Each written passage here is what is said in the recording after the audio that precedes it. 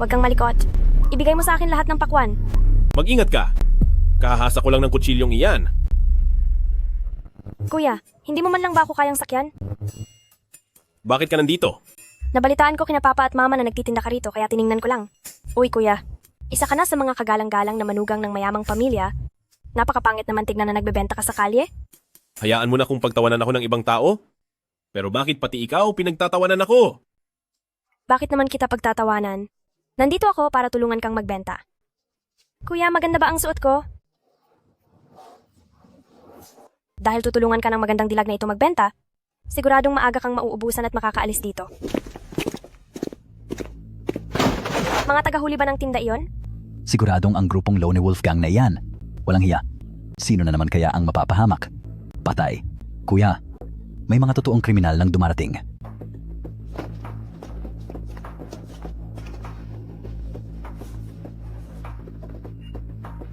Hoy, bata. Sigurado ka bang hinog itong pakuan mo? Siguradong hinog yan. Talaga? Ganon ba? Pero ang balita ko mula sa tauhan ko, nung nakaraan daw ay nakabili siya rito ng hilaw na pakuan. Kaya ngayon, sisiguraduhin ko kung totoo. Mga kasama, matamis ba ito? Maasim. Masim, bakit niyo pa kinakain? Itapon niyo na ang lahat. Medyo bumilib ako sa'yo. Nagawa mo pang maupuri yan kahit ganito na. Umaarte ka talagang parang walang anumang panganib sa harap mo. Nagsama ka ng maraming tao para suportahan ang tinda ko? Kaya, bakit ako dapat matakot? May 6 na pakwan dito na tumitimbang ng tig 15 kilo bawat isa, na may kabuuang 70 kilo, at sa tansya ko ay gawin na nating 100 kilo. Mag-iwan ka ng 200 dolyar at linisin mo itong pwesto ko. Pagkatapos ay pwede ka nang umalis. Gusto niya akong pagbayarin, pati yung mga tansya-tansya pa niya, at gusto pa niya kayong palinisin ng dumi. Sa tingin niyo, ano dapat natin gawin sa kanya? Tapusin siya. Sisingilin mo ako ng 200? Pues, sisingilin kita ng 2 milyong dolyar. Gusto mong palinisin ang mga tauhan ko. Ngunit ang gusto ko ay, ubusin mo at linisin ang lahat ng basurang ito sa sahig. May reklamo ka ba? Walang sino man ang nangahas na huwag magbayad sa akin. At lalong walang nangahas na mangikil sa akin. Talaga ba? Ngayon, ako ang magiging kauna-unahan. Kahit kailan talaga kapag gusto ko lang ng tahimik na buhay, lagi na lang may mga taong naghahanap ng sakit ng ulo. Hindi nyo ba gustong manatiling ayos lang ang lahat? Anong pinagsasabi mo?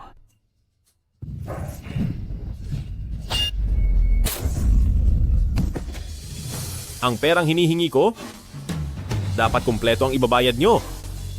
At ang pinapagawa ko sa inyo, kailangan nyong tapusin ng walang labis at kulang. Anong tinitingnan-tingnan nyo dyan? So good. Kung sinong tumalo sa kanya, bibigyan ko ng 1 milyong dolyar.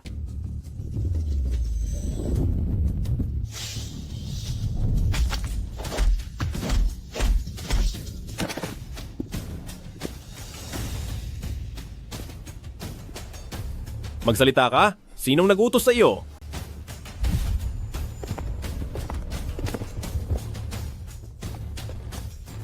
Pasensya na po, young master mo. Wala kaming silbi. Ayoko sa mga taong walang silbi. Ang mga salitang pasensya na sa kabilang buhay mo na sabihin sa akin. Kumusta, mahal kong bayaw?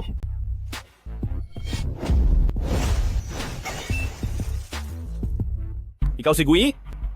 Balita ko sa ate mo ay pumasok ka sa militar. Ang mga eksperto sa mundo ay nahahati sa 4 na antas. Sa antas ng Huang ay pagsasanay ng katawan. Sa antas ng Xuan naman ay pagsasanay ng enerhiya. Ang iyong innate invisible sword key ay nananatiling mapanganib kahit mula sa malayo. Ito ay nasa rurok ng antas ng Xuan. Kaya naman pala nakuha mo ang loob ng kapatid ko. Ikaw ba ang nag-utos sa mga taong ito? Paano kung oo? Paano kung hindi? Ano ba talagang balak mo? Anong balak ko? Hindi dapat sumasama ang mga nasa itaas sa mga nasa ibaba. At ang mga dakila ay hindi dapat lumalapit sa mga mahihina. Ito ang batas mula pa noong unang panahon. Isa ka lamang hamak na tao, pero pinakasalan mo ang ate ko, isang babaeng mula sa mataas na pamilya. Lucien, sumobra ka na. Hansu Xiang Sanpin. 1,000 taon nang wala ang dinastiyang Jin, pero ang utak mo ay punong-puno pa rin ng mga makalumang paniniwalang iyan. Mayroong mayaman at mahirap, mayroong nakakataas at nakabababa. Kahit hindi pa kilalanin ng mga hamak na taong gaya ninyo, iyan ang katotohanan. Bukod pa doon, ang sistemang pang-opisyal ay muling babalik sa dakilang Shia sa lalong madaling panahon at ang pamilya kong pamilyang Mu ang itinalaga ng bagong reyna bilang isa sa mga pinakamataas na pamilya. Paano mo maiintindihan iyon, hamak na tao? Nagpunta ka ba rito para lang sabihin sa akin ang mga walang kwentang bagay na ito? Galit ka dahil natatamaan ka. Alam mong tama ang sinasabi ko. Ang isang gaya mong hamak ay hindi karapat-dapat sa ate ko na mula sa isang marangal na pamilya. Naging ganyan ka ngayon. Responsibilidad ko rin ito bilang bayaw mo na hindi ka naturuan ng tama at may kasalanan din ako. Ngayon ay ituturo ko sa iyo kung paano rumispeto sa nakatatanda. Hamak na tao, gusto mong tapusin kita. Xian Gangchi, isa kang eksperto sa antas ng lupa. Ano man ang antas mo? Sapat na iyon para turuan ka ng leksyon. Talaga ba? Maaga ka pang nagdiriwang? Kuya, ano na ang gagawin natin? Di ba magaling ka sa martial arts? Di ba masyado kang kampante? Sige, magkunwari kang kalmado ngayon sa harap ko. Kitid ng isip mo? Alang-alang sa ate mo. Binigyan kita ng pagkakataon. Huwag kang gumawa ng ikapapahamak mo. Haha, isa itong malaking katatawanan. Bibigyan mo ako ng pagkakataon? Titingnan natin kung ang Xian Gangchi mo ay makakaligtas sa ulan ng mga bala. Handa?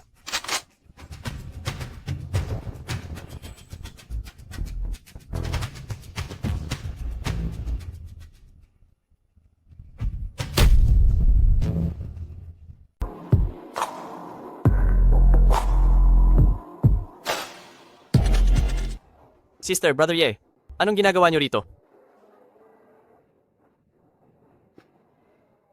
Guyi, nangitim ka at pumayat. Marahil ay marami kang pinagdaan ng hirap sa hukbo nitong mga nakaraang taon. Wala lang ang hirap na dinanas ko. Sister, galing ka sa isang respetadong pamilya. Ang mapangasawa ng isang mababang tao ang siyang tunay na hirap. Huwag kang magsalita ng ganyan tungkol sa asawa ni sister. Siya, mabuti siya sa akin. Kung may pagkakataon man siyang maging mabuti sa iyo, ay dahil iyon sa napakalaking suwerte niya sa buhay. Kung babalik tayo ilang daang taon ang nakalipas, ang mga gaya niyang mababang uri, hindi lang sa hindi kanya mapapakasalan, tumingin lang siya sa iyo ng isang beses, ay aalisan na siya ng mga mata para magsilbing babala sa lahat. Tama na, Guyi. Magulo ang lugar na ito. Hindi ito ang nararapat na lugar para sa mga kagalang-galang na tulad natin. Samahan mo akong uminom sa mansyon mamaya. Tama po si Brother Ye. Dapat tayong nagsasaya sa mararangyang piging. Dahil ang mga mababang uri lang ang nararapat na magtrabaho sa ganitong maruming lugar. Paano naman ikaw? Fuyaw? Mauna na kayong bumalik. May gusto lang akong sabihin kay Luchan. Sige.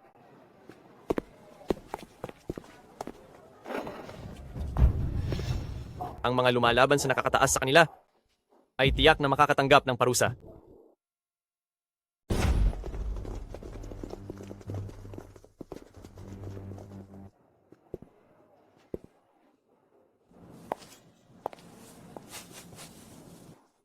Bayaw,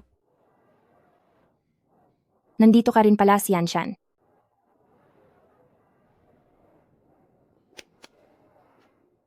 Siyan, umuwi ka muna. May kailangan lang kaming pag-usapan ng bayaw mo. bayaw, uuwi na muna ako. Pag may oras ka, bumisita ka sa amin kasama ang kuya ko.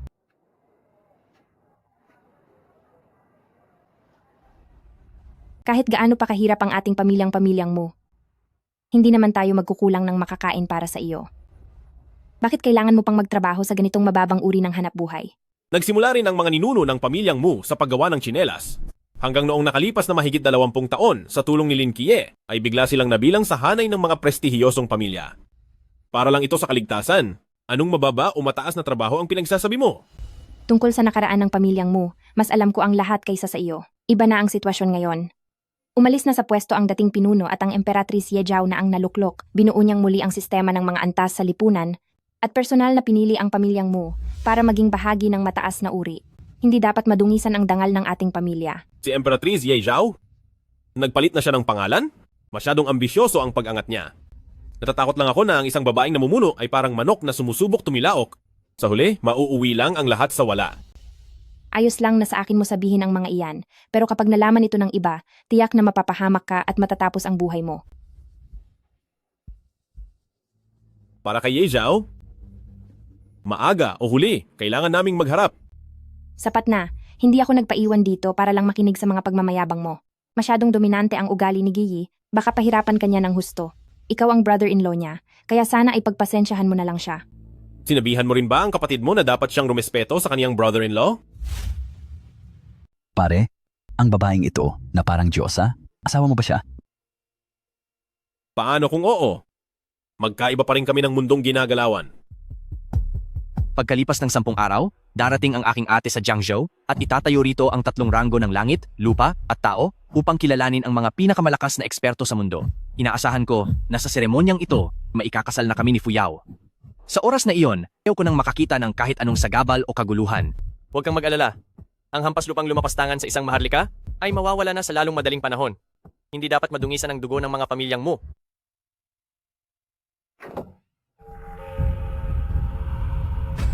Ma.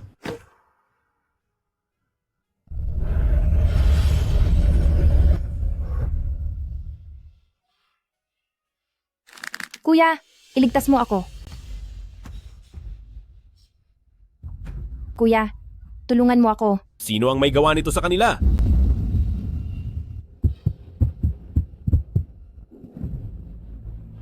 Sino? Lumabas kayo! Ito ang palad ni Tatagata. Saan ka pupunta?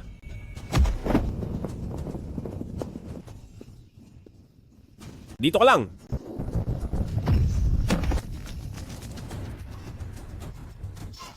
Magsalita ka? Sino ang nag-utos sa inyo?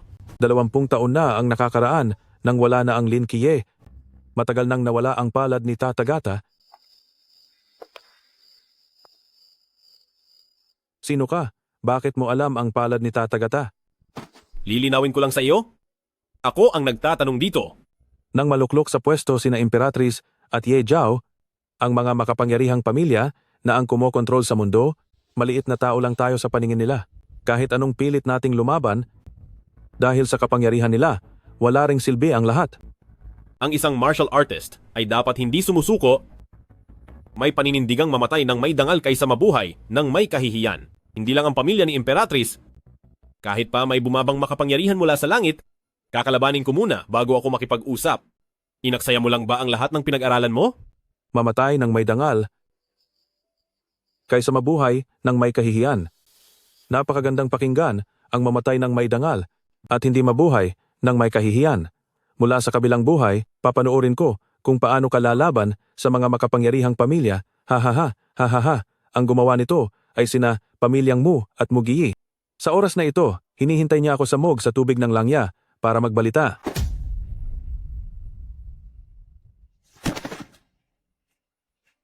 Muguyi. Naparusahan na ang mga umaping magulang ni Luchen. Ang kanyang kapatid na babae na si Lu Qiangqian ay sumunod na sa utos ni Batang Master Ye na ipatapon siya sa Ye Villa. Si Shadow naman ay naiwan sa pamilyang Lu upang palihim na manmanan ang bawat galaw ni Luchen. Kung bibilangin ang oras, dapat ay pabalik na rito si Shadow. Sino ang ganitong kapangahas? Isang hamak na mamamayan na tulad mo, nahanap mo pa ang lugar na ito. Sa tingin ko, pinagtaksilan na ako ng tuso kong tauhan na si Shadow, ipaalam ang utos na ito. Ubusin at tapusin ang buong pamilya niya. Masusunod po, Young Master. Mahigit 60 taon na ang aking mga umaping magulang. Habang buhay silang namuhay ng tahimik at tapat. Wala silang inaping tao at wala silang ginawang masama kahit kailan. Bakit mo sila kailangang tapusin? Hahaha. Hahaha. Bakit ka mo? Sinabi ko na sa iyo na ang isang hamak na nangarap pumatol sa anak ng mayamang pamilya ay kailangang magbayad. Noon, dahil sa respeto ko kay Fuyao, hindi na sana kita papatulan pa. Pero ngayong araw, ikaw mismo ang naghahanap ng kapahamakan. Manahimik ka. Huwag mong hahayaang mabanggit ng isang hamak na tulad mo ang pangalan ng ate ko.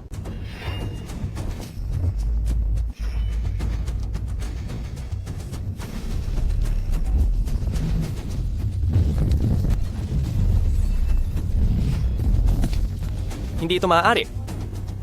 Sibat ng Overlord, kahit ang isang dalubhasang mandirigma ay hindi iyan basta mayayanig. Imposible ito. Sino ang naglakas loob saktan ang ating young master? Lusubin niyo silang lahat.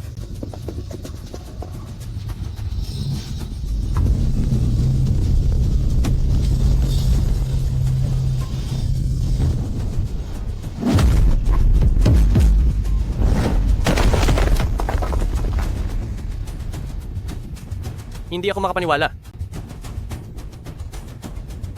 Ang unang estilo ng palad ni Tathagata, ang pagpapakita ng liwanag. Uncle Lin? Ano ang sinabi mo kanina? Batang amo. Ang ginamit po niya kanina ay palad ni Tathagata. Ang unang estilo, ang pagsikat ng liwanag ng Buddha. Imposible. Ang palad ni Tathagata ay ang sariling teknik ng tagapagligtas ng aking pamilyang Mu na si Lin Kie. Paano nakuha ng hamak na taong ito ang teknik na yon? Noon ay magkakilala ang matandang amo at si Jikie, kaya naman naituro sa kanya ang unang estilo ng liwanag ng Buddha. Mismo ang aking mga mata ang nakakita, hinding-hindi ako nagkakamali. Hindi ito itinuro sa akin ng tatay ko. At itinuro pa niya sa hamak na gaya mo. Walang hiya. Wala kang hiya. Ang kakayahan ko? Walang kinalaman ang lahat ng ito kay Mukantian. Magsalita ka. Nasaan si Xian Xian? Gusto mong malaman? Nasa isang lihim na lugar siya. Kasama niya ang ilang 10 kalalakihan para magpakasaya sa kanya. Kapag may masamang nangyari kay Xian Xian, sisiguraduhin kong pagbabayarin kita ng matindi. Hindi mo kayang tapusin ang buhay ko. Kapag wala na ako, hinding-hindi mo na mahahanap si Lu Qiangqian. At hinding-hindi ka papatawarin ng kapatid ko. Sino?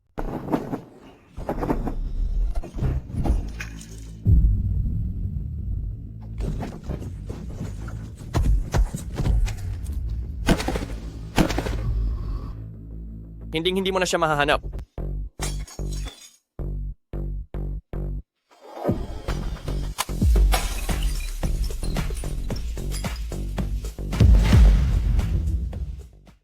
Young Master, maayos na po ang lahat. Ang lahat ng nandoon maliban kay Lu Chen ay natapos na. Ang mga naretoke na video ay naipadala na rin sa kamay ni na Fuyaw at Myth. Kahit may 1,000 paliwanag pa si Lu Chen, hindi na niya malilinis ang pangalan niya. Hamak na langgam lang siya. Kahit medyo malakas pa siya, langgam pa rin siya sa paningin ko. Ipaalam sa lahat ng malalaking pahayagan at istasyon ng telebisyon, natutukan ang balita tungkol sa asawa ni pamilyang Mu at ang pagtataksil niya sa batang Panginoon. Gusto kong masira ang reputasyon niya sa dakilang siya at mawalan siya ng lugar na mapupuntahan. Young Master, may isa pa pong bagay. Ayon sa mga elder na nagsagawa ng misyon, napakagaling sa sining ng pakikipaglaban ng Lu Chen na ito, kaya sana ay mag-ingat po kayo, Young Master. Huwag kang mag-alala. Pagkatapos ng ilang araw, magtitipon ang lahat ng mga eksperto sa buong mundo sa Ye family ko at darating din mismo ang kapatid ko. Sa oras na iyon, kapag nangahas si Lu Chen na pumunta rito, ang Ye family ang magiging huling hantungan niya. Sinasabi ko na nga ba? Ang lalaking Lu na iyan ay isang walang utang na loob. Ayaw kasing maniwala ng yumaong tatay mo, hindi lang ang kinabukasan mo ang nasira. Naging dahilan pa ito ng pagkawala ni Yigi. Ang walang utang na loob na iyan ay dapat parusahan ng matindi. Ma, huwag kang mag-alala. Imbestigahan ko ng mabuti ang tungkol sa bagay na ito. Kung si Lu Chen nga talaga ang may gawa nito. Ano pa ba ang dapat imbestigahan? Malinaw na ang lahat sa video. Sinasabi ko sa'yo, Mu Fuyaw, kapag ipinagtanggol mo pa ang walang utang na loob na iyon, itatakwil na kita bilang anak. Madam, Miss, narito po sa labas si son-in-law at nais kayong makita. Nang angahas pang pumunta rito ang walang utang na loob na iyon. Mga tauhan, palayasin niyo siya at parusahan bilang kabayaran sa nangyari kay Guiyi. Auntie Wang, kumalma po kayo. Nagawa ni Lu Chen ang ganoong kasalanan at may lakas pa ng loob na magpakita rito. Tingnan muna natin kung ano ba talaga ang pakay niya. Papasukin niyo siya. Opo.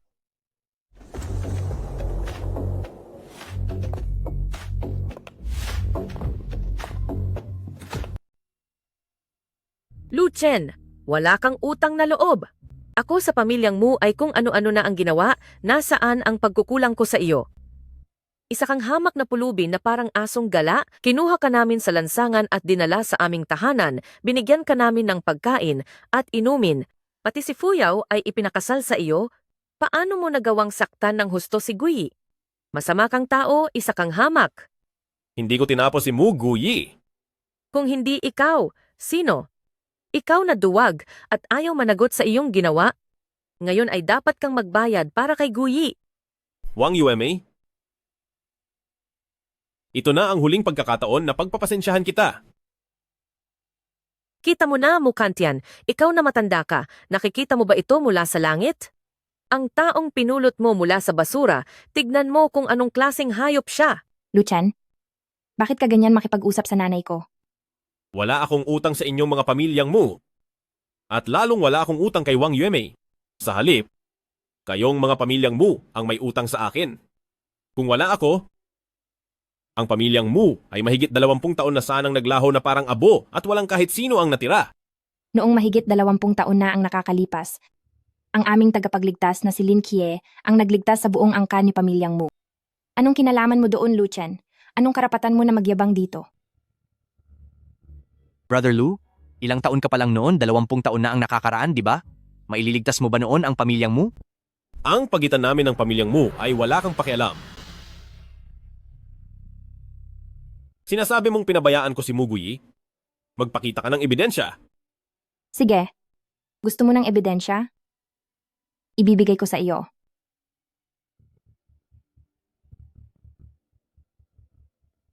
Malinaw na nakunan ka ng kamera. Tingnan natin kung paano ka pa magsisinungaling.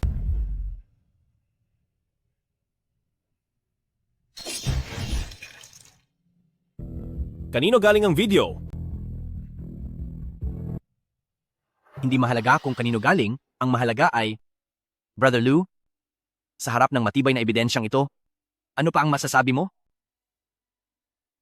Naiintindihan ko na sa wakas. Sa iyo galing ang video na ito, tama? Paano kung oo? Ang lahat ng ito ay plano mo. Ang ginawa ni Mu Guiyi sa aking mga magulang ay dahil sa udyok mo. Ang mga pinalitaw mong kriminal sa Langya Waterside Pavilion ay ikaw din ang nag-utos. Ang bihasang mamamatay tao na tumapos kay Mu Guiyi ay tao mo rin. Ang lahat ng ito ay palabas mo lang, Ye Fang. Maganda ang pag-aanalisa ni Brother Lu, pero hindi ito kahanga-hanga. Nasaan po ang ebidensya? Hindi ko kailangan ng ebidensya para kumuha ng tao at lalong hindi ko kailangan iyan para magparusa. Luchan, hindi ko akalain na ganyan ka palang klaseng tao. Kahit matapos kong mapanood ang video, at kahit hanggang kanina lang, umaasa pa rin ako. Umaasa na ang lahat ay hindi pagkakaunawaan lang. Naghihintay na mabibigyan mo ako ng maayos na paliwanag. Pero binigo mo ako ng sobra. Sinabi ko na sa iyo dati na walang utang na loob ang taong iyan. Ayaw mong maniwala, ngayon, hindi natin siya hahayaang makaalis. Dapat ay matindi siyang maparusahan. Noong kasal natin, ito ang regalong ibinigay mo sa akin bilang simbolo. Ngayon, ibinabalik ko na ito sa iyo. Mula sa sandaling ito, hindi na kita asawa, kundi ikaw na ang mortal kong kaaway. Bawat galaw at bawat desisyon ay itinakda na ng langit. 20 taon ang nakalipas, hinarap ko ang panganib para iligtas ang pamilya-pamilyang Mu. Makalipas ang 20 taon, nanatili ako sa pamilyang Mu para makaiwas sa matinding gulo. Simula sa araw na ito, tapos na ang ugnayan ko sa pamilyang Mu. Wala na tayong utang na loob sa isa't isa. Ang kapal ng mukha mo. 20 taon ang nakalipas. Ang nagligtas sa pamilya. Pamilyang Mu sa kapahamakan ay ang pinakamagaling sa buong mundo na si Lin Kie. Walang kinalaman ang isang katulad mo na si Lu Chen. Malaki ang utang mo sa pamilyang Mu na hindi mo na mababayaran sa buong buhay mo. Pagdating ng tamang panahon, ang lahat ay magiging malinaw. Nasaan si Lu Qiangqian? Ilabas niyo siya. Sino si Lu Qiangqian? Brother Lu, mukhang maling tao ang tinatanong mo. Ang pagpapanggap na hindi mo alam ay walang silbi sa akin. Sa loob ng 3 segundo, ibigay niyo sa akin si Lu Qiangqian. Kung hindi ay tatapusin ko kayo. Gusto mo akong tapusin? Tingnan natin kung may kakayahan kang ang gawin iyon.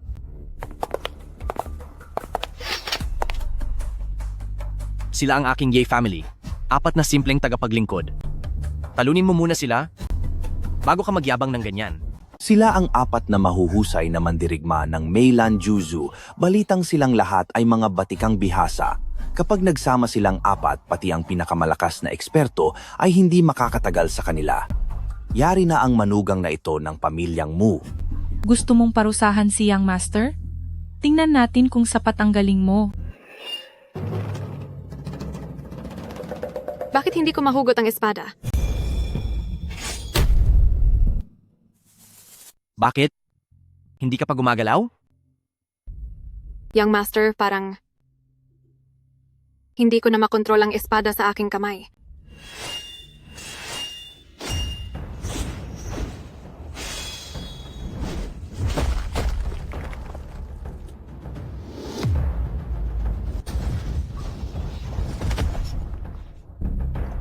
Tatapusin kita?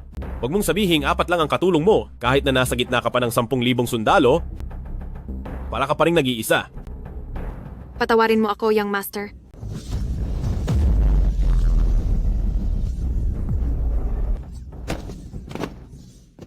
Magagawa mo ba akong tapusin?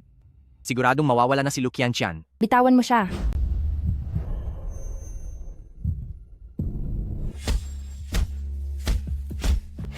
Pakawalan mo siya, kundi ay pagbabayarin kita.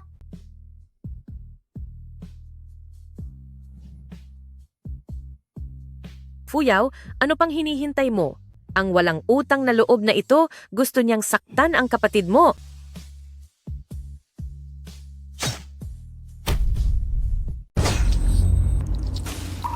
Tapusin mo na siya. Fuyaw, bilisan mo. Kumilos ka na.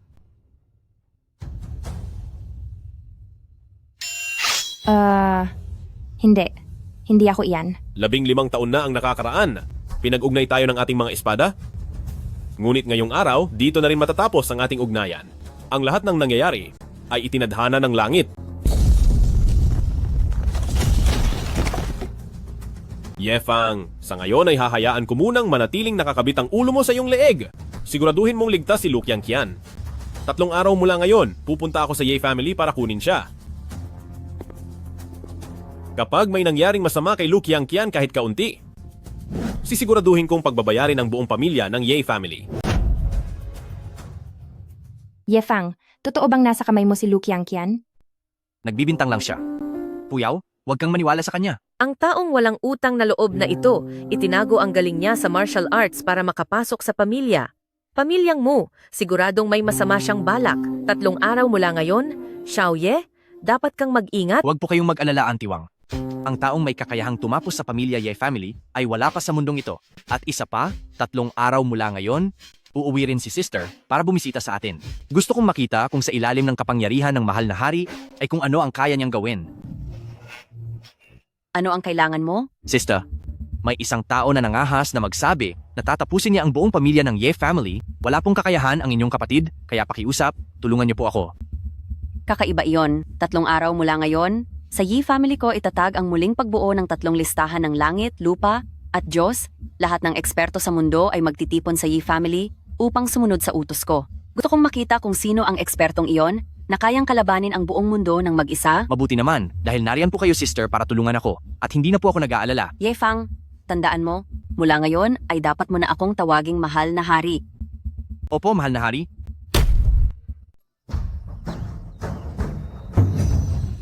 Lumabas ka riyan.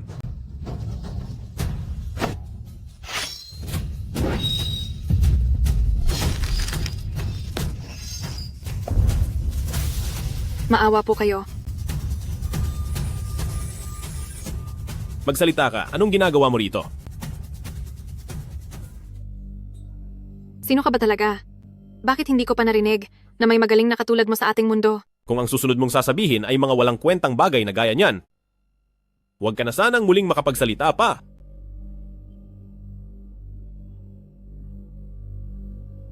Huwag. Utos lang po ito ng batang Panginoon. Narito ako para ibigay ang imbitasyong ito. Imbitasyon? Para saan ang imbitasyong ito? Bukas, ang batang Panginoon at si Binibining Mu Fuyaw ay magkakaroon ng engagement ceremony sa Ye Family Manor. Sabi ni Boss, dahil gusto mong bawiin ang Lu Qianqian bukas, ibibigay niya sa iyo ang pagkakataong iyon. Tingnan natin kung may kakayahan ka.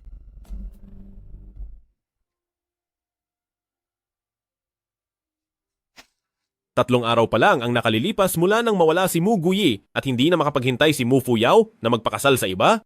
Bumalik ka at sabihin mo kay Yefang, bukas ng tanghali, sisipot si Lu Chen. Wala pa ring malay si Guyi sa kabilang buhay, pero ako bilang ate niya ay kailangan ng makipagkasundo sa kasal.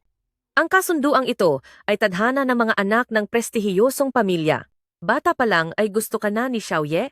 Kung hindi lang nalinlang ang papa mo ni Luchen, matagal ka na sanang naging Ye family at young mistress. Kahit nabiglaan ang engagement na ito, siguradong hindi ka sisisihin ni Gui Yi kahit nasaan na siya. Tadhana? Anong klaseng tadhana ito?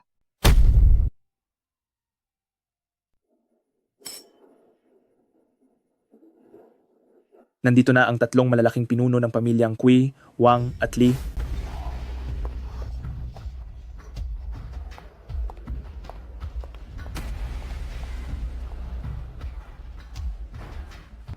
Salamat sa inyong tatlong pinuno sa pagpunta rito. Malaking karangalan po para sa Ye family ang inyong pagdating. Biro lang po iyon, Young Master Ye. Sa mundong ito ngayon, ang Ye family, ang karapat-dapat na ituring na pinakamalakas na pamilya.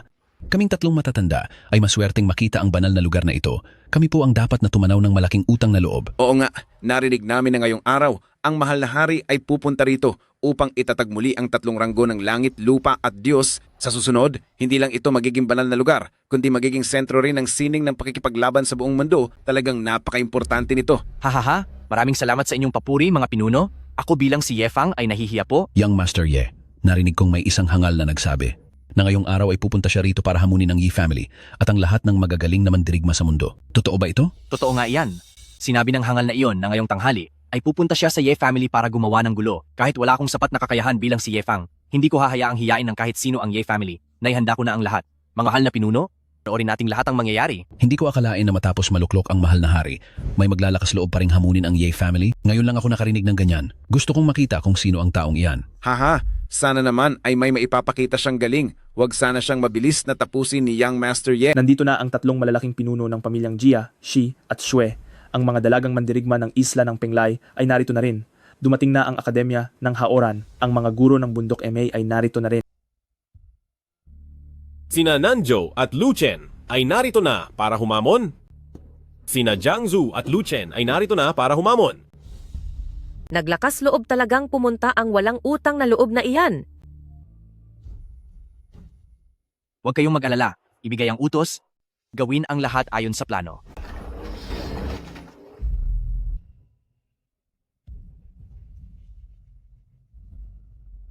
Nagpunta nga talaga siya. Mga kasama, ngayong araw, dito tayo sa lugar na ito, papanoorin natin kung paano hamunin ng hangal na iyan ang kapangyarihan ng aking Ye family.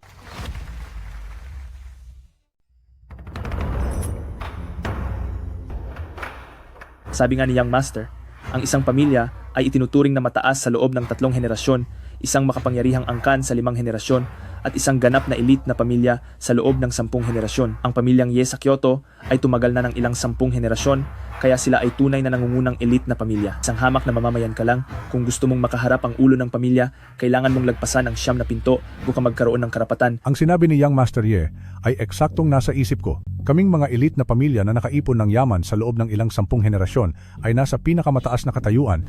Para sa mga karaniwang tao, kami ay tila mga Diyos na naninirahan sa itaas ng langit at napakamarangal. Kung ang isang mahirap na mamamayan ay gustong makita kami ng basta-basta, nasaan na ang dangal ng aming pamilya? Huwag nyo lang sabihing 9 na pinto, kahit pa 9 na antas ng langit, ngayong araw ay lahat ng iyon ay gigibain ko.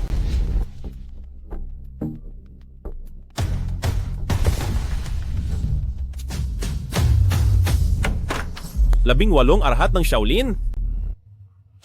Sila pala ang 18 luohan ng Templong Shaolin. Eksakto. Sinasabing ang 18 luohan ng Templong Shaolin. Kapag nagsama-samang 18, ay kayang ilabas ang pormasyong arhat at kahit ang mga eksperto sa antas na Earth Realm ay kaya nilang tapatan. Ang mga eksperto ni Young Master Ye na ginawa lang na tagapagbantay ng unang pinto, hindi ba't parang pagsasayang iyon ng galing? Gagawin namin ang lahat para manalo.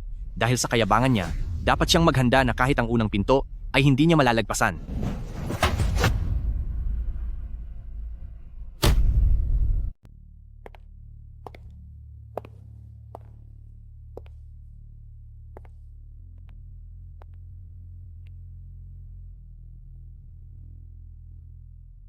Amitabha, Templong Shaolin, Bodhidharma, Whole Dragon Descending Luohan. Narito po kami, kasama ang aming mga kapatid, upang magbigay galang sa panauhin. Haharangan mo ba ako? Hindi naman sa gusto kitang harangan, panauhin. Ngunit ang panloob mong galit ay mapanganib para sa iyong sarili at sa iba. Umalis ka na po. Kayo na, nagsasabing payapa ang puso at isipan. Magiging kasabwat din ba kayo ng mga makapangyarihang pamilya? Ang Ye family ay nagmula sa angkan ng kasalukuyang pinuno na may malaking utang na loob ang buong mundo. Tungkulin naming mga tagapananampalataya ang bantayan ang lahat, kaya hindi namin hahayaan ang mga mapangahas na tulad mo na babuyin ang banal na lupain na ito. Sinasabi niyong pantay-pantay ang lahat, ngunit bakit may mataas at may mababa pa rin? Kahit papagandahin mo ang iyong mga salita, hindi mo pa rin maitatago ang katotohanang sumisipsip kayo sa Yejiao. Napakalakas ng loob mo, senior brother. Para sa mga mapangahas na katulad mo, dapat ay tapusin na kayo gamit ang aming mga armas. Huwag na siyang kausapin. Amitabha, dahil mukhang buo na ang iyong desisyon, hindi ko nasasayangin ang laway ko. Simulan na natin.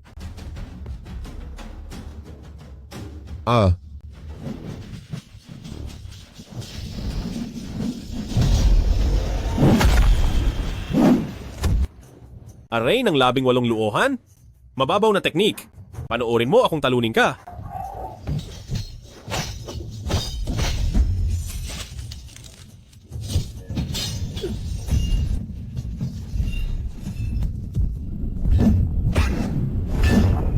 Wala ka na bang magagawa? Sa harap ng aming grupo ay wala siyang laban.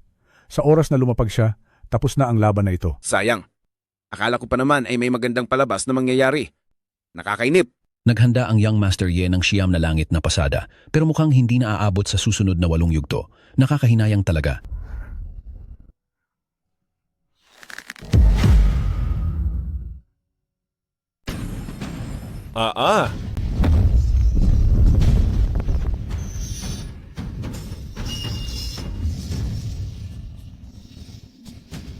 Umalis kayo diyan.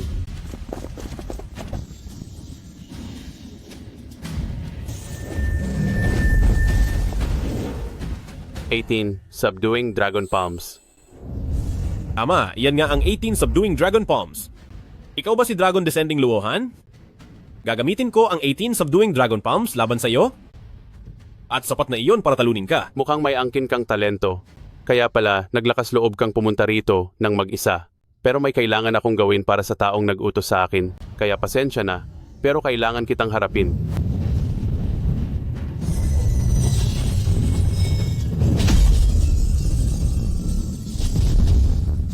Our Hot Fist.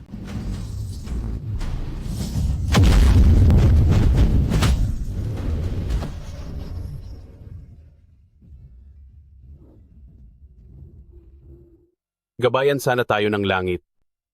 Napakalakas ng iyong kapangyarihan, napakabihira nito sa buong mundo. Hindi kita mapapantayan. Itong unang pintuan ay hindi ko na kayang bantayan. Maaari ka nang tumuloy. Salamat sa laban. Iyon pala ang 18 Subduing Dragon Palms. Ang teknik na iyan ay mahigit 20 taon nang nawawala. Paano niya iyon nalaman? Maaaring hindi nyo alam, itong si Lu Chen ay naging asawa noon sa pamilya ni Pamilyang Mu. Nakuha niya ang loob ng matandang si Mu Kantian, kaya natutunan niya ang maraming matatayog na teknik. Hindi ba, Fuyao? Napakawalang hiya niya. Inilihim niya ang kanyang kakayahan, napakasama ng kanyang balak. Nalinlang niya ang asawa ko. Kaya naman pala. Si Lolo Mu Kantian ay may pinagsamahan noon sa pinakamalakas sa mundo na si Lin Ke. Noong araw, marami siyang natutunang matatayog na teknik. Kaya ang malaman niya, ang 18 Subduing Dragon Palms ay hindi na nakakapagtaka. Kahit pa alam niya ang 18 Subduing Dragon Palms, sa ikalawang yugto, ay hindi siya makakalusot ng ganoon lang kadali.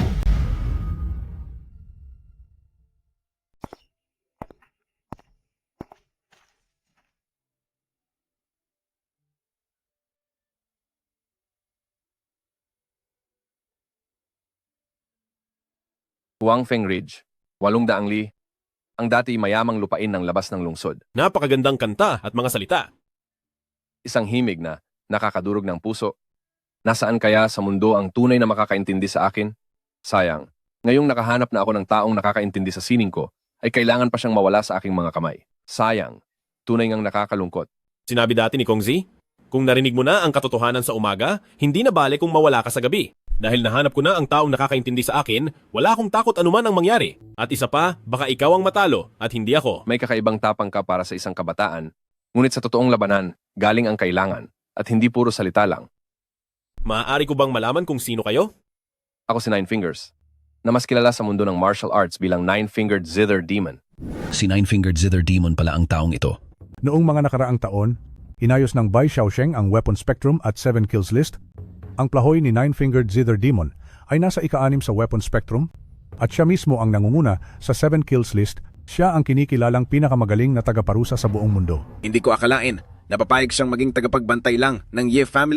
Ye Family, tunay ngang sila ang pinakamakapangyarihang pamilya sa mundo. Masyado niyo po kaming pinupuri, mga pinuno, dahil ito sa kapangyarihan ng ating mahal na hari. Nabalitaan kong mahiwaga ang kaniyang musika, kaya nitong tumapos ng hindi namamalayan at hindi ito matatakasan. Balitang wala pang nakakaligtas sa harap ni 7 kills. Ngayong araw ay mapatutunayan natin ang lahat. Ano ang ugnayan nyo ni Six-Fingered Zither Demon? Siya po ang aking guro. Guro mo pala siya. 30 taon na ang nakararaan, nakalaban ko na siya. Ang mga mula sa angkan ng kin mo ay nakakapaglabas ng enerhiya sa tunog ng alpa at kayang tumalo ng kaaway ng walang babala. Sa bawat pagtaas ng antas, 1 daliri ang pinuputol. Ang pagputol ng 5 daliri ang pinakamataas na antas. Kapag narating mo ang antas na iyon, kahit hindi kalabitin ang mga kwerdas, ay makakapaglabas ka ng hindi nakikitang enerhiya. Natatalo sa mga kaaway kahit sa malayong distansya. Sa ngayon, 1 daliri pa lang ang pinuputol mo. Napakalayo mo pa sa pinakamataas na antas. Ganoon ba? Ngayon, akong si Juicy ay gustong sumubok sa kakayahan niyo, sir.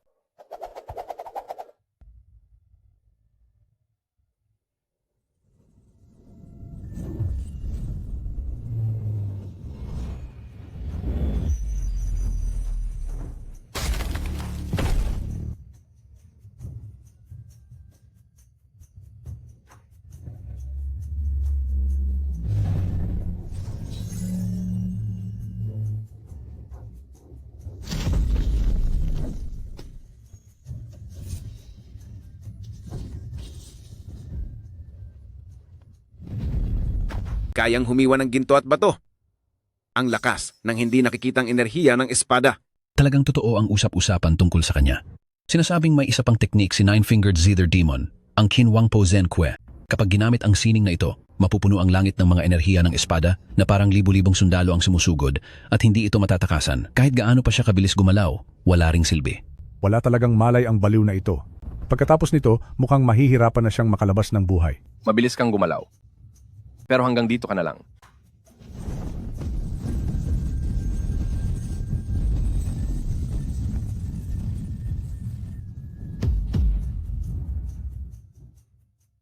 Ayos, ang himig ni Haring Qin na lumipol sa hukbo, sikat ka talaga sa galing mo dahil sa teknik na ito na naging dahilan kung bakit si Nine-Fingered Zither Demon ang nangunguna sa 7-kill list.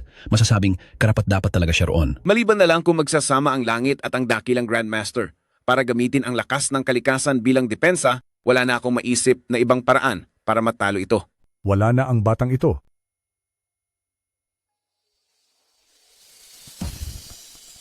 May 3 bahagi ng lakas ng 6 na daliri. Panoorin mo ang pagtalo ko sa'yo.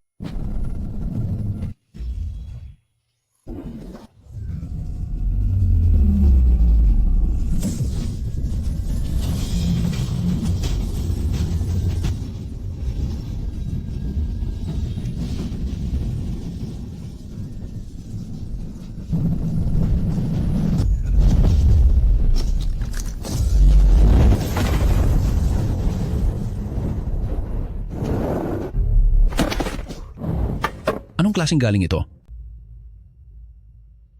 Iyan ang lihim na teknik ng sektang esoteriko ng Budismo, ang sining ng atungal ng leon. Ito pala ang pinakamalakas na sekretong teknik ng pag-atake sa mundo. Kaya naman pala. Tama lang na matalo si Nine-Fingered Zither Demon.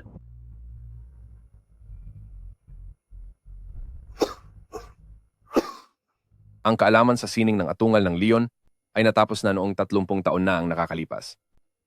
Paano mo nalaman ang ganoong klaseng teknik? Sabi ko sa iyo, 30 taon na ang nakakalipas, nagkaharap na kami sa isang laban ng iyong gurong si Liu Zi. Kaso hindi ka naniwala.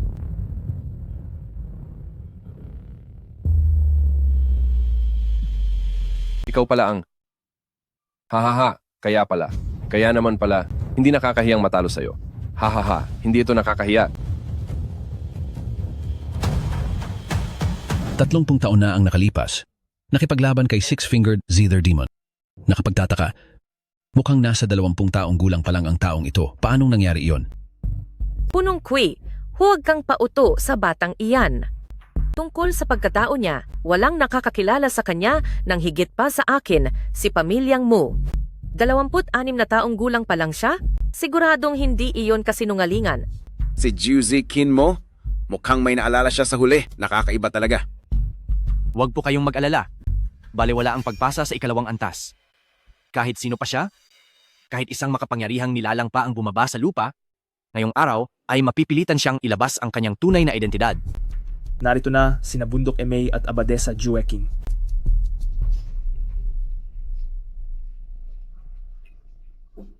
Ikinagagalak ko pong makita kayo, madre. Hindi ko akalaing dadalaw po kayo rito. Patawad po dahil hindi ko kayo nasalubong ng maayos. Walang anuman. Dahil ang mahal na Reyna ay umuwi para bumisita, pumunta rito ang iyong guro para manood. Mahal na Reyna, narinig kong may mga manggugulong pumunta rito. Totoo ba ito? Huwag po kayong mag-alala, madre. May inihanda na po akong mga plano. Sa araw na ito, hinding-hindi ko hahayaan na may manggulo sa pagdalaw ng mahal na Reyna.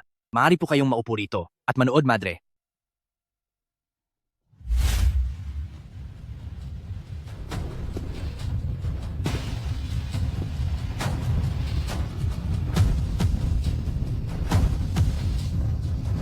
Sino ka ba?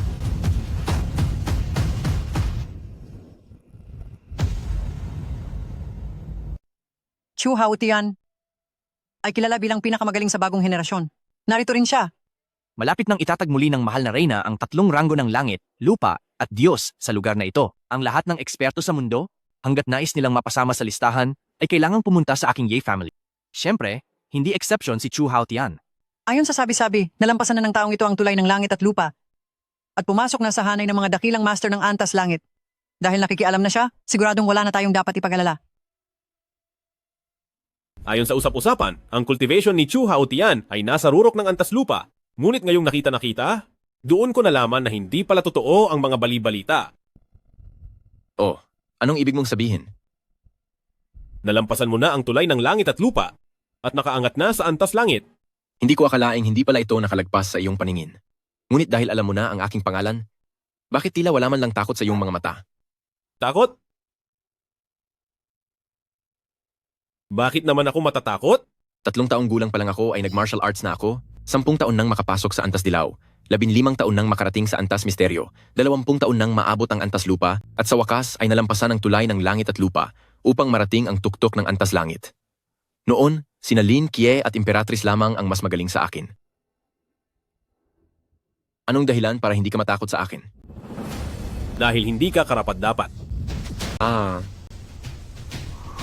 Ano naman kung nasa antas langit ka? Bago mo pa narating ang antas langit, ang pagtingin mo sa akin ay parang isang palakang nasa balon na nakatingin sa maliwanag na buwan. At ngayong nasa antas langit ka na, ang pagtingin mo sa akin ay gaya ng isang langgam na nakatingin sa malawak na kalangitan. Akala mo ba ang ranggong celestial ang pinakamataas? Nagkakamali ka. Higit pa sa celestial ang banal na kapangyarihan at malayo ka pa rito. Totoong may mas magaling pa sa akin. Naging padalos-dalos si Chu. Walang silbi ang salita. Hamon ni Chu gamit ang espada. Simulan mo na. Espadang yayanig sa buong mundo.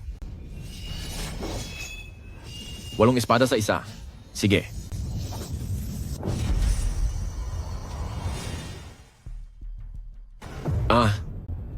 Hindi ito posible. Ang aking Gengjin Sword Chi na kayang humati ng kahit anong metal. Bakit nangyayari ito? Kung iyan lang ang kaya mong gawin at mamatay ka na, hindi mo ko mapipigilan. Paumanhin po. Ang susunod na tira ko ay hindi ko na mapipigilan. Mag-ingat po kayo. Sa puwersa ng langit at lupa. Returning of 10,000 swords to their ancestor. Mahusay. Ang mahabang dragon ng espada. Returning of 10,000 swords to their ancestor. Napakagaling. Hindi katakatakang siya ang pinakamagaling sa bagong henerasyon. Ang batang ito ay may pambihirang talino, may pag-asa pa siyang umangat sa hinaharap. Ngunit mas interesado ako sa binatang ito. Sa sobrang lakas niya, ay wala siyang naging pangalan noon. Tunay na pambihira ito.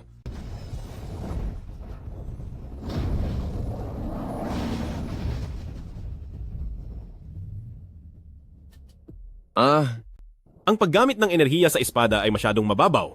Tuturuan kita kung ano ang tunay na returning of 10,000 swords to their ancestor. Ang tunay na returning of 10,000 swords to their ancestor ay ang paggamit ng puso sa espada. Sa bawat tibok ng puso, ang libo-libong espada ay yuyukod. Guro,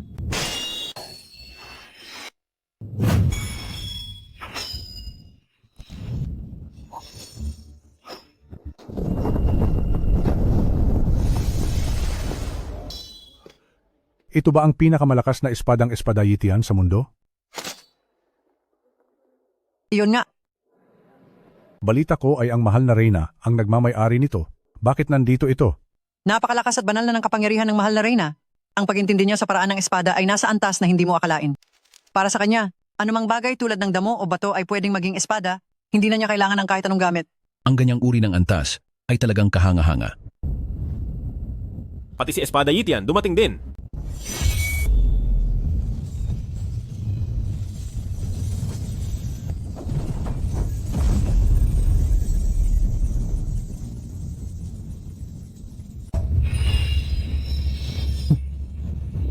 Mukhang malayo pa nga ako. Hindi mo ba ako tatapusin? Kung parurusahan kita o hindi, ay wala kang pakialam. May gusto sana akong itanong sa inyo, sir. Magsalita ka. Hindi ko masukat ang iyong antas. Pero ang malalakas na taong tulad mo ay tiyak na dumaan na sa maraming laban at sikat sa buong mundo. Bakit parang kailanman ay hindi ko narinig ang pangalan mo? Sino ka ba talaga? Tuloy po kayo. Pagkatapos ng araw na ito, lahat ng misteryo ay mabubunyag na. Napakayabang ng batang ito. Ako ang magbabantay sa ika-4 na pinto. Madre, isa lang siyang mayabang na lalaki, hindi nyo kailangang magpakapagod para sa kanya. Nagagawa niyang talunin si Chu Hautian ng madalian. Hindi siya biro. Malapit nang dumating ang mahal na hari, hindi ko hahayaang magkaroon ng anumang aberya. At isa pa, ang aking Espadayitian ay matagal na ring hindi nagagamit. Dapat lang na ang lahat ng paghihirap niya ay magtapos sa ilalim ng aking Espadayitian.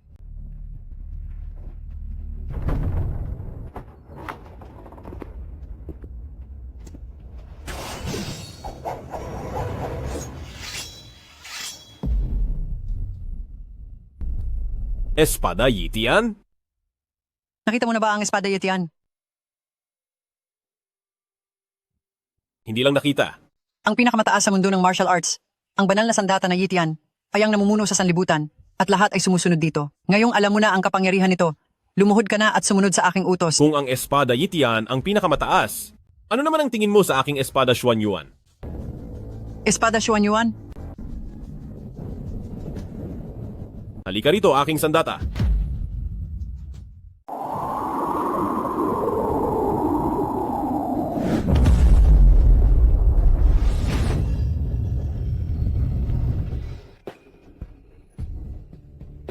Anong nangyayari sa Espada Xuanyuan?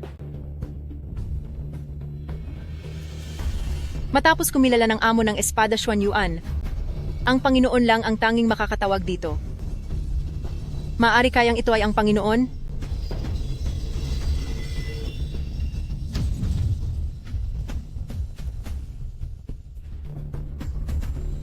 Anong nangyayari? Bakit nawala ang Espada Xuanyuan? Espada Xuanyuan! Tiyak na naramdaman nito ang tawag ng Panginoon, kaya ito lumipad palayo. Salamat sa langit.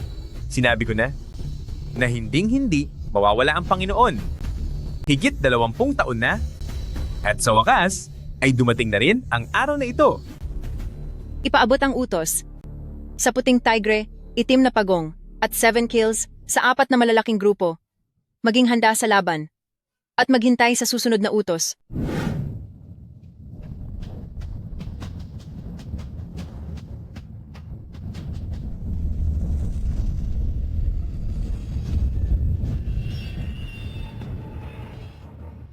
Ang pinagmulan ng lahat ng espada, ang hari ng mga espada. Ito ang banal na espada ng Xuanyuan. Hindi ito maaaring magkamali. Ang kapangyarihang ito ay walang duda na ang Espada Xuanyuan.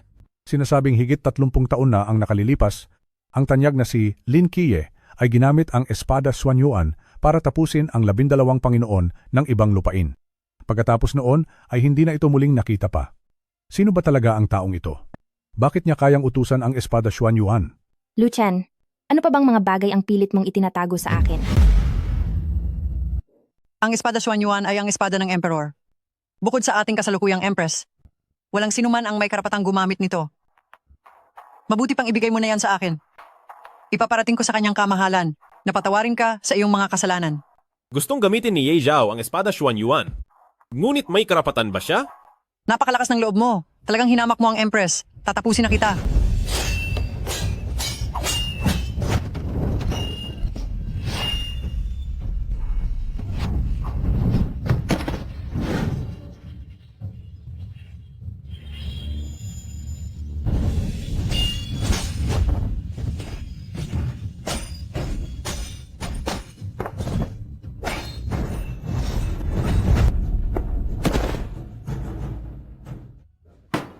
Ang taong walang utang na loob na ito, ang rami pala niyang itinatago.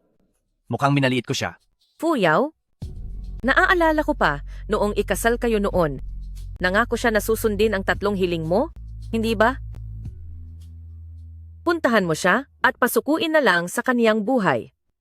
Ikaw, sino ka ba talaga?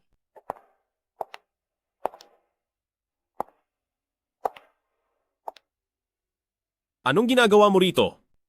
Sa kasal natin 3 taon na ang nakararaan, binigyan mo ako ng 3 punyal na jade. Sabi mo tutuparin mo ang 3 kong kahilingan. Tutupad ka pa ba sa usapan? Siyempre. Sige. Para sa unang kahilingan, gusto ko, gamit ang punyal na ito, itatarak mo ito sa sarili mong dibdib. Ito ba ang gusto mo?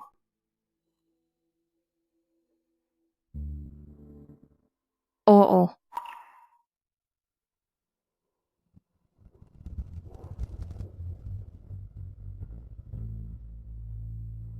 Sige. Ibibigay ko ang gusto mo?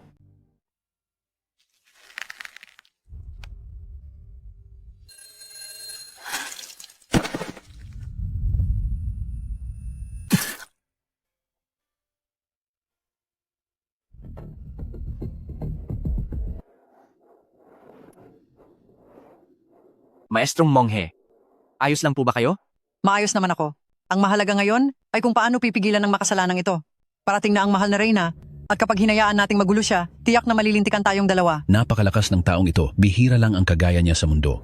Lalo na't hawak niya ang banal na espada ng Xuan Yuan.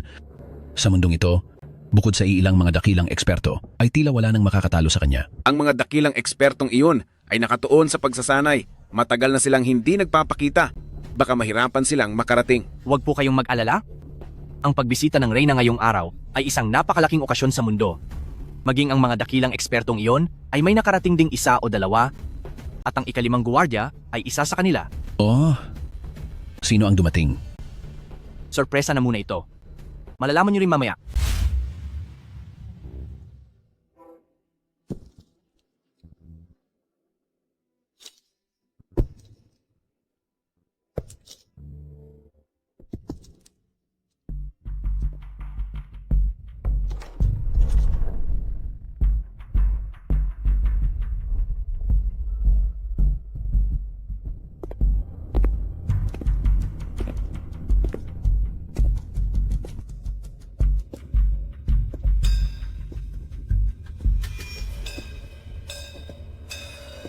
Si Abot Huiwu pala iyon.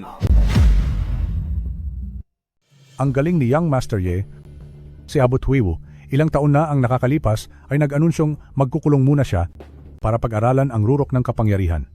Hindi ko akalain na personal siyang pupunta rito. Wala akong ganoong kakayahan. Ang mahal na reyna sa pamamagitan ng liham ang nag-imbita sa banal na monghe. Kahit nung nasa pinakamalakas na antas pa si Lu Chen, ay hindi niya naging kapantay si Holy Monk Huiwu at ngayong may sugat siya. Wala na siyang kahit anong tsansa. Tapos na ang lahat. Ang taksil na ito na parang ipis, sa wakas ay mawawala na.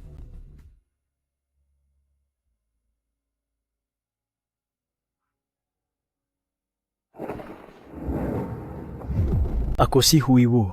Ikinagagalak kitang makilala.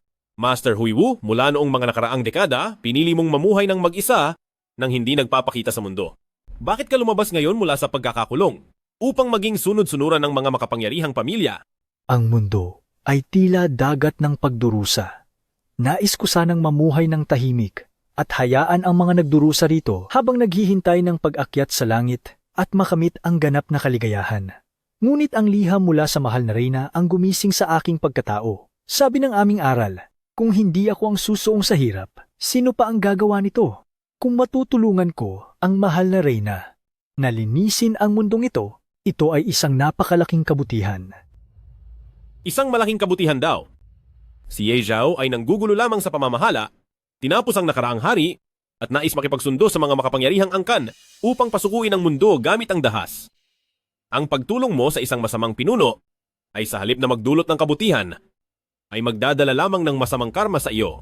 Nakapagtataka. Ngayon lang tayo nagkita. Bakit parang pamilyar ka sa akin? Hindi ito ang tamang panahon para pag-usapan. Ang katotohanan ay malalaman din kapag dumating na si Ye Zhao. Maliliwanagan ang lahat.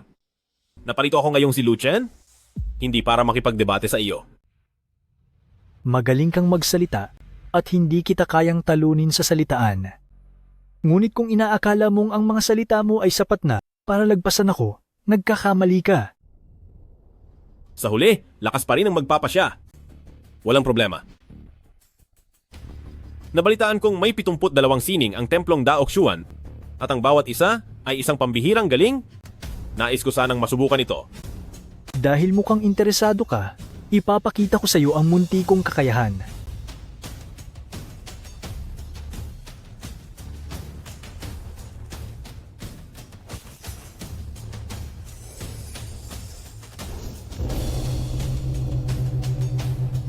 Flower pinching finger, napakagaling. Ang sining na flower pinching finger ni Abbot Huiwu ay narating na ang pinakamataas na antas kung saan kahit ano ay pwedeng maging sandata. Kahangahangang panoorin. May kabutihang loob si Abbot Huiwu kaya hindi siya agad gumamit ng dahas. Gusto lamang niyang takutin ang kalaban gamit ang sining na ito. Sana ay hindi masayang ang pagsisikap niyang ito. Kinuha ang Buddha habang nakangiti ang Kasyapa. Ang flower pinching finger ay tila malumanay, pero ang taglay nitong kapangyarihan ay pinakamalakas sa lahat. May alam din ako tungkol diyan, kaya bigyan niyo po ako ng payo, Master.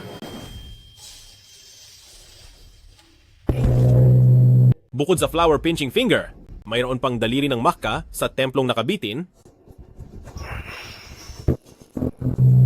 daliri ng Duolooye, daliri ng kalamidad na walang anyo, at ang daliri ng dakilang karunungang walang hanggan. Amitabha. Ang 72 sining ng templong nakabitin ay mahirap para sa isang ordinaryong tao. Kung makakabisado sila ng isa o dalawa sa buong buhay nila, sapat na iyon para ipagmalaki nila. Ang sinumang makakabisado ng 3 o 4 ay maituturing ng isang pambihirang henyo sa mundo. Binibini, nagpakita kaagad ng 5 kakaibang teknik. Ang iyong katalinuhan at talento ay talagang hinahangaan ko. Subalit mahal na emperatris, nakasalalay dito ang tadhana, kaya wala akong ibang pagpipilian kundi labanan kayo.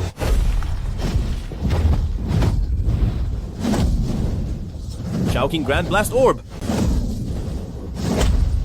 Pamamaraan ng nagbabagang talim.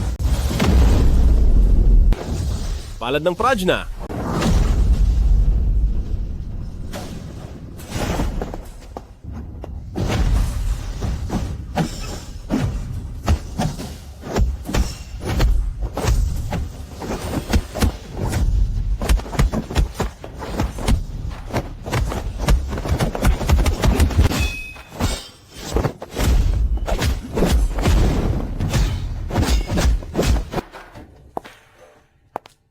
Pagbati po sa inyo, mahal na hari. Sayang at hindi kanya tunay na kapatid.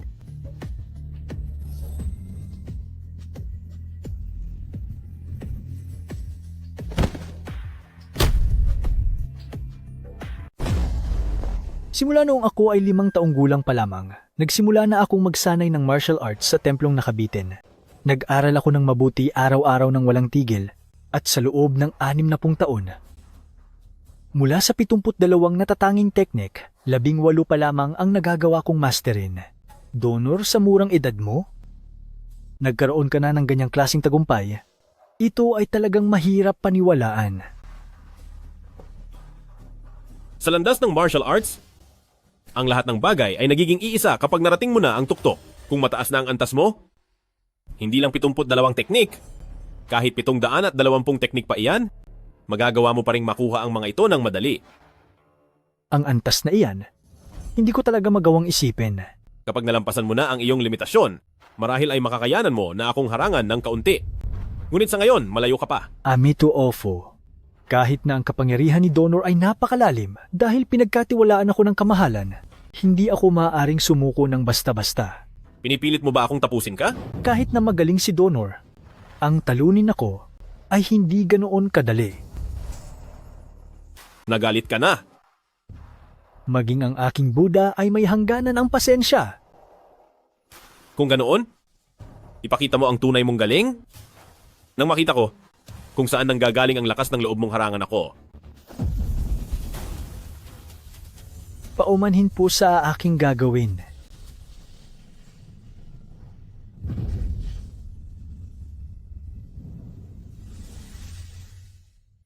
Banal na sining ng di nasisirang Vajra?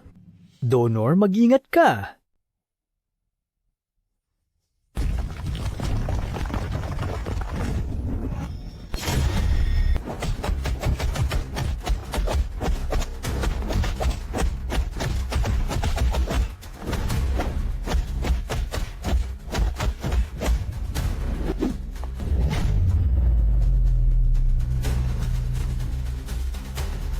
Hindi ko akalain na ang banal na sining ng di nasisirang Vajra ng senior brother Huiwu ay umabot na sa ganitong antas. May kasanayan sa loob at labas.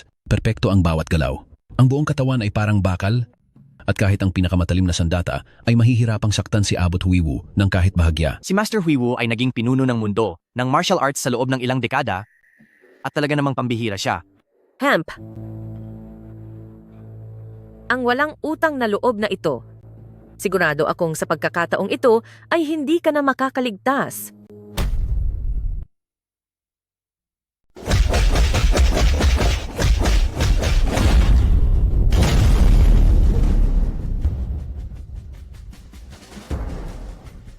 Talaga namang napakagaling ng banal na sining ng di nasisirang Vajra. Maituturing itong pinakamahusay na sining sa pagpapalakas ng katawan sa mundo. Ang teknik na ito ay nilikha ni Patriarkang Bodhidharma. Ayon sa alamat, ito ay hango sa pinakamataas na karunungan ng Buddha ang katawang Dharma ng Tathagata, na siyang numero 1 sikretong teknik ng ating templong nakabiting Ginoo. Kung hindi mo kayang tinalo ang aking hindi matitibag na katawan, pakiusap, lumisan ka na. Numero 1 teknik ng templong nakabitin, ganoon ba? Kung iyan ang numero 1 teknik ng templong nakabitin, ano naman ang palad ni Tathagata? Marunong ka ng palad ni Tathagata?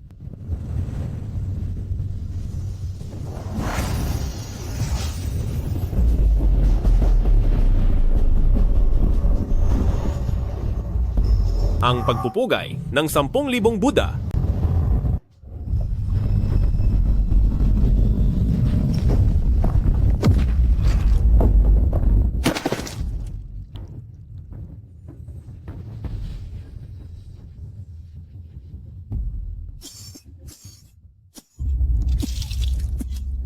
Ang palad ni Tathagata ay tunay ngang isang banal na sining, isang walang katulad na karunungan na nagahari sa nakaraan, kasalukuyan, at maging sa hinaharap. Bilib ako sa'yo, saludo ako sa'yo.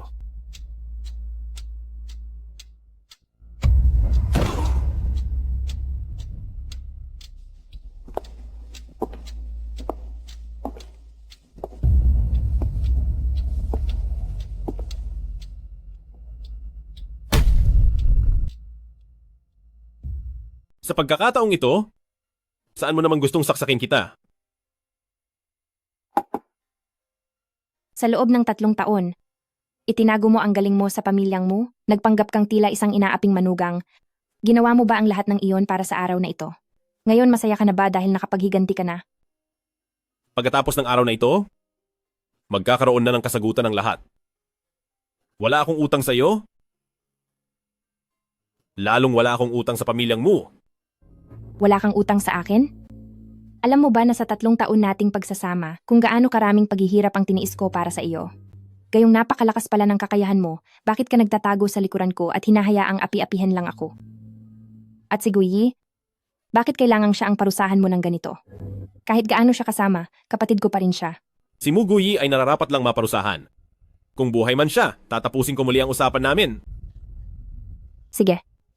Sige, dahil dyan, tanggapin mo itong pangalawang balisong na ito.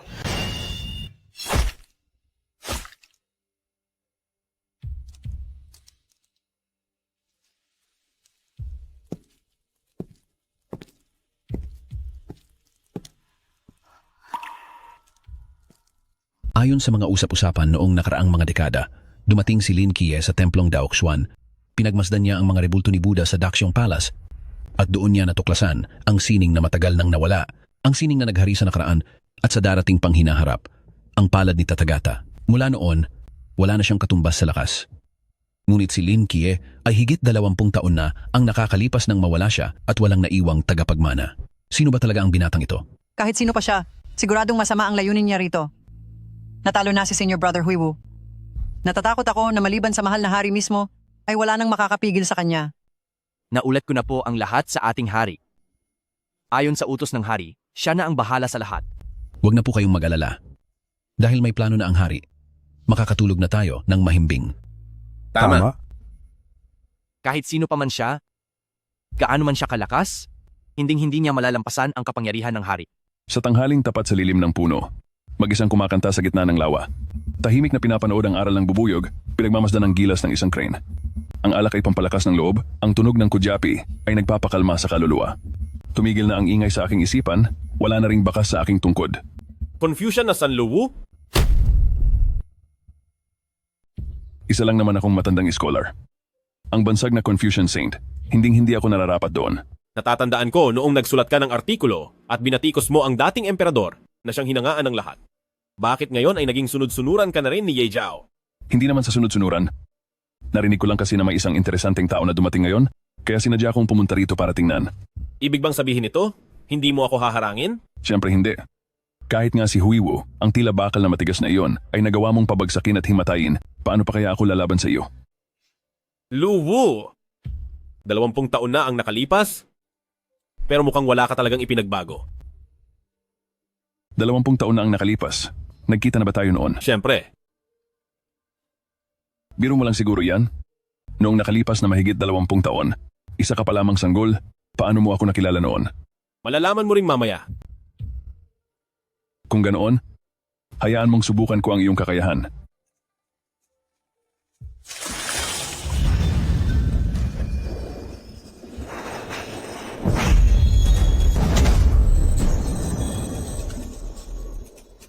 Hati!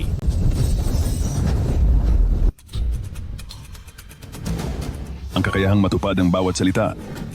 Nang makipaglaban ka kay Chu Hao Tian, mayroon kang returning of 10,000 swords to their ancestor. Laban sa malupit na madre, ginamit mo ang banal na espada ng Xuan Yuan. At kay Huiwu na matandang monghe, mayroon kang ang pagpupugay ng 10,000 Buddha. At ngayong ako ang kalaban mo. Meron ka rin ganyang kapangyarihan? Ano pa bang lihim na teknik ang hindi mo alam? Ang libro ng Mongheng Dengkao na itinatago mo sa ilalim ng unan mo, Guy. Yun lang ang hindi ko pa nababasa. Paano mo nalaman iyon?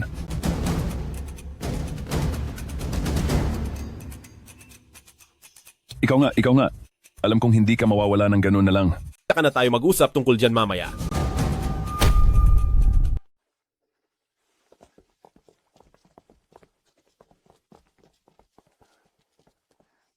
May lakas ka pang humarap dito? Hindi ka ba natatakot na tapusin kita rito mismo? Kung wala kang pakialam sa mangyayari kay Lu Qiangqian, pwede mong subukan.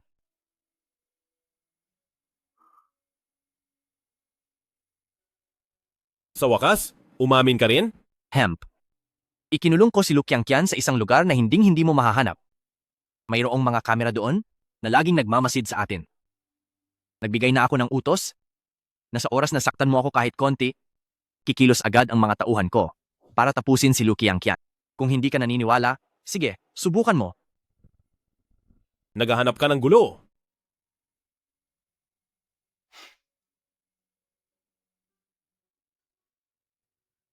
Yefang, anong ibig sabihin nito? Sabi mo wala sa kamay mo si Lu Qiangqian? Bakit mo ako niloko? Si Guyi ang kumuha kay Lu Qiangqian.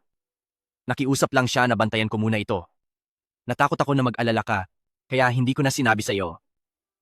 Guyi. Guyi, bakit niya iyon ginawa? Siyempre, dahil ayaw niyang maging pabigat sa iyo ang lalaking iyan. Ibig bang sabihin ito? Totoong ang mga kinilalang magulang ni Lucien ay si Guyi ang may gawa? Iyan ang hindi ko alam. May utang ka pang 3 pabor kay Fuyao at may isa pang hindi nagagawa.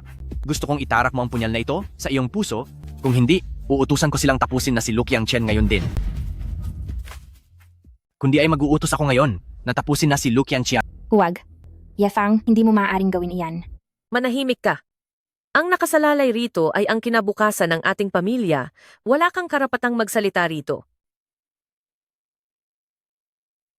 Bayad na ang lahat ng utang ko sa iyo.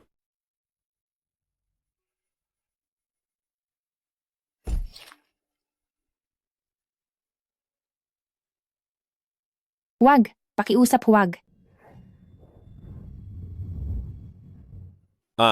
Bakit kailangang humantong sa ganito? Ang puso, ang pinakamahalagang bahagi ng katawan. Kahit gaano pa kataas ang iyong antas, kung ang puso ay malubhang na pinsala ng ganito, mawawala ka pa rin. Akong si Lin Kie ay hindi kailanman nagkaroon ng utang na loob sa kahit kanino. Ikaw pala si Lin Kie. Kaya naman pala, hindi na ako nagtataka. Hindi ito maaari. Hindi maaari. Ikaw. Ikaw ba talaga si Lin Chie?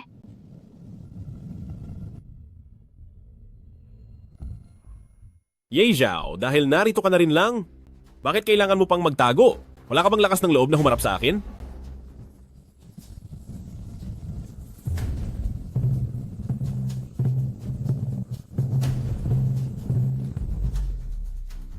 Ate, nagbibigay-pugay po sa inyo, mahal na hari. Nagpupugay po sa inyo, mahal na hari. Tumayo na kayo. Salamat po, mahal na hari.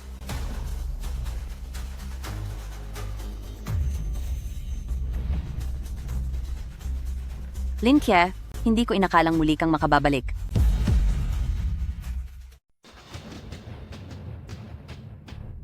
Sinira mo ang aking mahika, tiyak na may karma ka.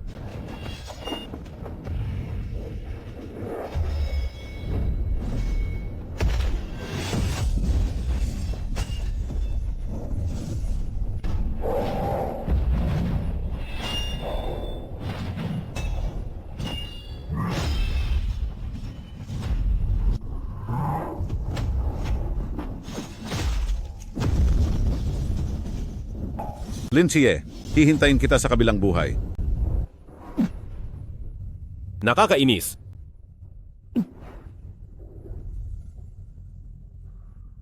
Ang tindi ng lasong ito. Che, anong nangyayari sa iyo? Sa tingin ko ay nalason ako ng isang pambihirang lason. Ming Yue, pumunta ka at sabihan si Bai Aoto. Ipag-utos ang pagpapatuloy ng 4 na hukbo. Tapusin ang mga natitirang kaaway. Espada Yitian ba? Bakit? Tinuruan kita ng sining ng pakikipaglaban. Binigyan kita ng karangalan, binigyan kita ng mataas na posisyon. Bakit mo ito ginagawa? Kahit pa nasa pinakamataas na posisyon ako, nananatili pa rin akong nasa ilalim mo? Kapag wala ka na, tsaka lang ako tunay na magiging pinakamakapangyarihan? At magiging nag-iisang reyna sa kasaysayan.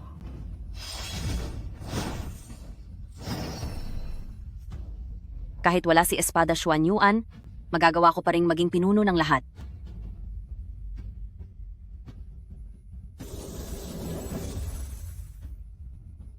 Anak ko, Anak,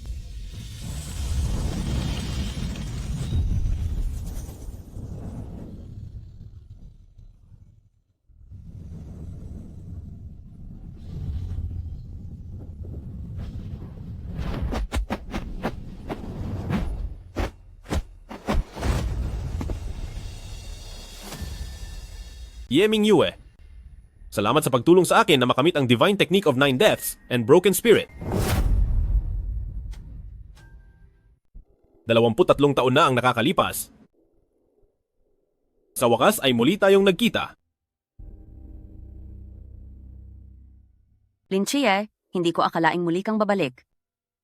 Natatakot ka ba? Kung nagawa kitang tapusin noon, kaya kitang tapusin muli.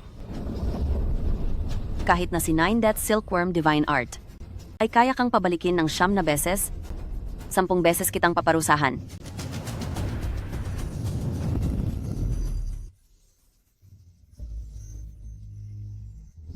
Luchan. Sa wakas, wala na siya. Pwede na tayong magsaya. Hahaha, ang batang ito, ilang araw ko na siyang tinititigan. Ngayon, hindi ko siya titigilan hanggang sa masiyahan ako. Ha ha ha.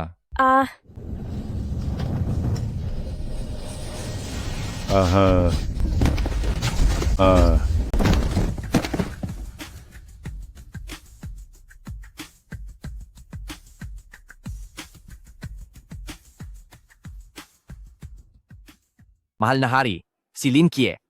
Tuluyan na ba siyang wala sa pagkakataong ito? Akala ko ay wala na siya noong 23 taon na ang nakakalipas, pero muli siyang nagpakita.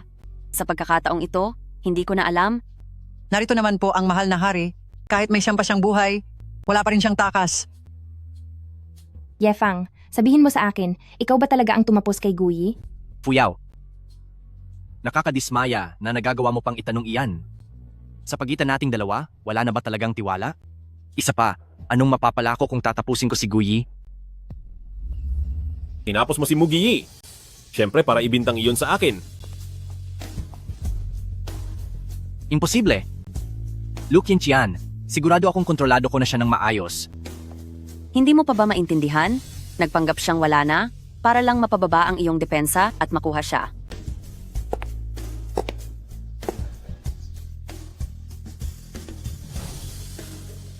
Paano nawala si Muguyi? Lahat ng ito ay plano ng amo ko. Ginamit niya si Muguyi para mawala ang 2 matanda ng pamilyang Lu. Pagkatapos niyon, nang hanapin ng amo ko si Mugiyi, may inihanda na silang mga tauhan para saktan si Mugiyi at ibintang ang lahat sa amo ko. Kasalanungalingan? Walang hiya ka. Buburasin ko ang bibig mo.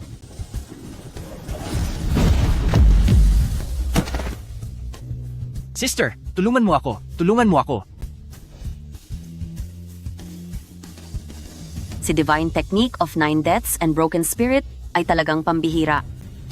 Kaya pala kahit kalahati ng lakas mo noon ay ibinigay mo, mapag-aralan lang iyan. Kung hindi mo ako tinapos at tinulungang sirain ang huling harang, marahil ay hinding-hindi ko makakamit ang antas na ito. Sa totoo lang, dapat pa kitang pasalamatan. Ano naman kung nakamit mo iyan? Umakyat na ako sa trono bilang emperatrice. Ang buong mundo ay nasa ilalim ng aking kontrol. Kahit gaano ka pa kalakas, kaya mo bang kalabanin ang buong mundo? Kaming mga dakilang pamilya ay susunod sa bawat utos ng kamahalan. Nakita mo na ba, Lin Kie? Ang kumokontrol sa mundong ito, ang halos lahat ng yaman at kapangyarihan ng mga pamilya ay panig sa akin? Ano ngayon kung ikaw ang pinakamalakas sa mundo? May kasabihang, kapag malapit ang kalaban, ang isang tao ay sapat na para itumba ang buong bansa. Kahit gaano pa karami ang tumulong sa iyo, basta't nasa harap kita, napakadali lang para sa akin na tapusin ka. Hemp, akala mo ba matatakot mo ang isang Ye Zhao? 10 taon na ang nakararaan, nilampasan ko na ang hangganan ng mga tao at pumasok sa rurok ng kapangyarihan. At ngayon, taglay ko ang banal na lakas, nagawa ko na ang rurok na sining, umangat na sa pagiging alamat, at kapantay na ng iyong antas. Ang balak mong pagtapos sa akin ay isang malaking kahangalan. Dahil masyado kang kampante, magsukatan tayo sa iisang atake, isang birada lang para malaman ng mananalo, ayos ba? Sige. Gusto ko ring masubukan ang lakas ng iyong Divine Technique of Nine Deaths and Broken Spirit.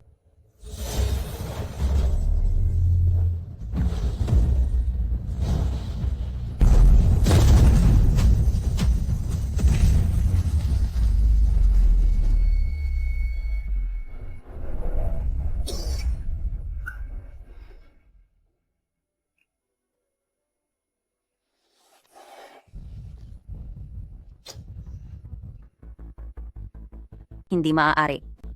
Hindi posibleng matalo mo ako.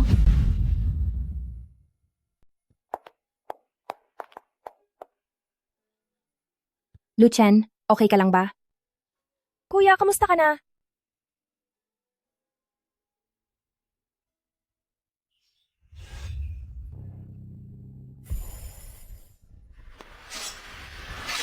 Mag-ingat ka.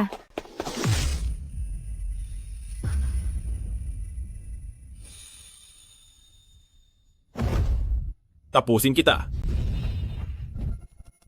Okay ka lang ba, Fuyaw? Pasensya na, sa totoo lang. Nagkamali ako sa paghusga sa iyo. Hindi ako naging mabuting asawa. Hindi kita sinisisi. Hindi kita sinisisi. Ikaw lang ang laman ng puso ko. Hinding-hindi iyon magbabago. Pinilit lang ako ng pamilya ko na magpakasal kay Ye Fang dahil din iyon sa galit ko sa iyo. Hindi ko siya kailanman nagustuhan at hindi ko rin siya hinayaang hawakan ako. Alam ko. Fuyaw, alam ko ang lahat. Nasaktan kita ng 3 beses. Masakit ba? Hindi masakit, hindi masakit. Magaling na ako. Alam kong naloko ka lang. Hindi mo iyon sinasadya. Buti naman kung ganoon. Masaya ako na nakagawa ako ng isang bagay para sa iyo. Sa susunod nating buhay. Sa susunod na buhay natin, mag-asawa pa rin tayo, okay ba? Oo. Hindi lang sa susunod na buhay, sa habang buhay at magpakailanman tayong magsasama.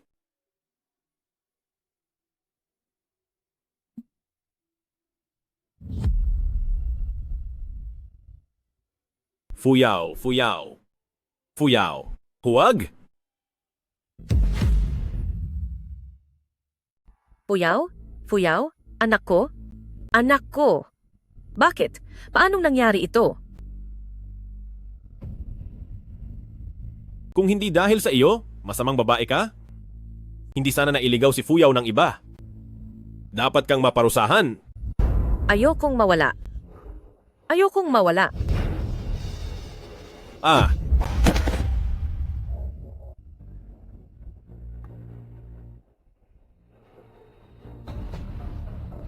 Huwag mo akong tapusin. Huwag Huwag niyo niyo kaming kaming tapusin. tapusin. Lahat kami ay handang magpasakop.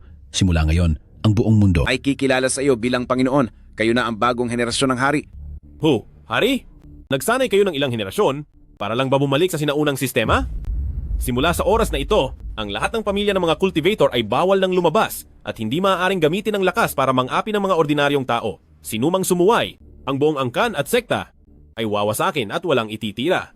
Isipin ninyong mabuti ang susunod ninyong gagawin.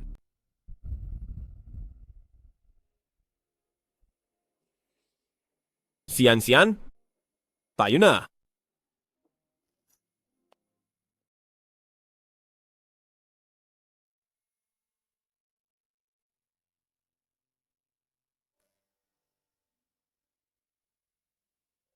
Kuya, 3 taon na ang nakalipas mula nang mawala si ate, dapat ka nang magpakatatag.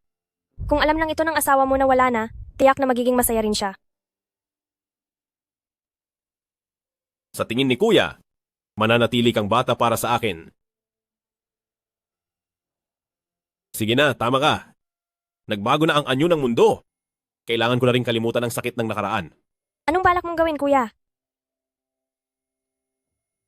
Babalik ako sa dati kong trabaho. Maglalako ulit ako ng pakwan. Maayos na ang panahon ngayon, kaya magiging mas madali na rin ang negosyo. Hehe, sasama ako sa iyo, kuya.